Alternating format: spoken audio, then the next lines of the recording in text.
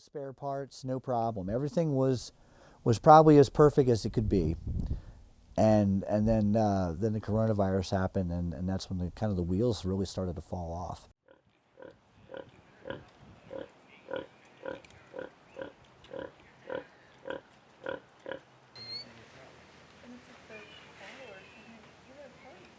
After his last tour in Iraq, retired Army Captain Bob Miller had a decision to make. Miller had to decide whether or not to purchase his family's dairy farm. Little did he know, a pandemic was brewing. Those 3 or 4 years before the coronavirus, I mean, there was a wonderful economy that had been booming. The demand for our products kept going up. Something broke, plenty of spare parts, no problem. Everything was probably as perfect as it could be. And then the coronavirus happened, and that's when the wheels really started to fall off. And it was extra stressful for us here because we had just gobbled up the whole dairy farm piece. And you talk about wondering, I actually listed the farm for sale as a backup.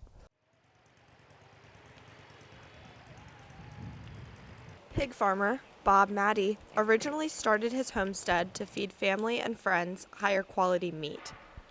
What started out as 2 pigs in his backyard has grown into something much more.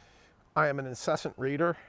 I love going down the bunny hole, and the more stuff I can find out about something, the more I want to know. I found out about pasturing pigs. I found out about fodder. I found out about slow growing pigs. I found out about old genetics. And I just started putting these pieces of the puzzle together. And it's evolved into this. I can't say there was a real clear plan. It just kind of happened. Maddie says he struggled to find workers during the height of the pandemic. Nobody wanted to work. They were getting paid more to stay home. I had guys that would set up interviews, never show up. I had guys that came out here, I've always wanted to be a farmer, and then discovered this is work, and suddenly they didn't want to be a farmer. I had some guys that came and stayed, but I knew that they were going to be here for a short period, and then they were gone. As far as finding good help, it was a discouraging period. It was bad. According to Maryland.gov, Worcester County, home of Elysium Farms, had the highest unemployment rates in Maryland in 2020. There's the same number of hours every day. So what it resulted in is a lot of things didn't get done. My breeding schedule went to hell.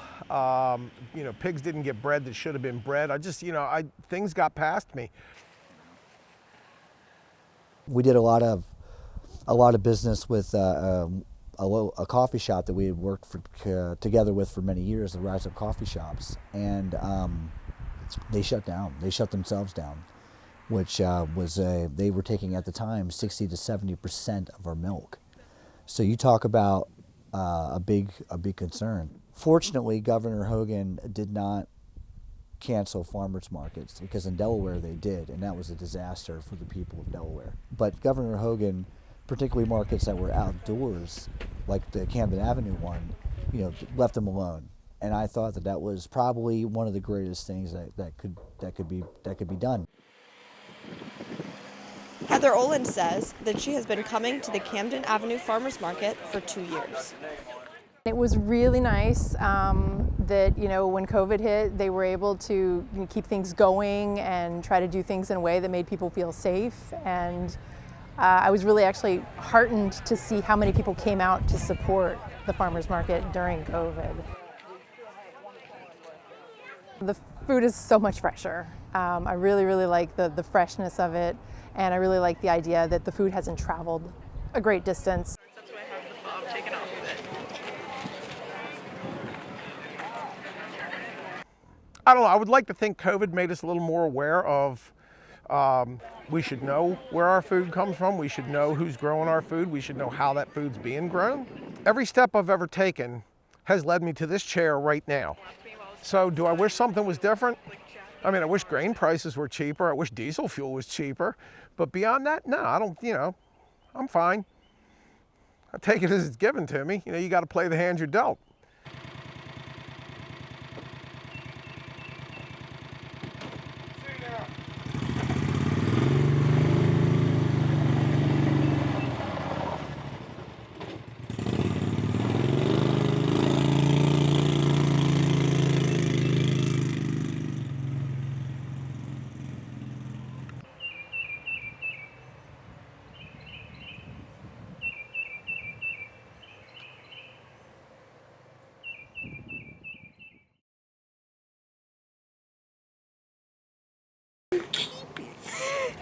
should order them.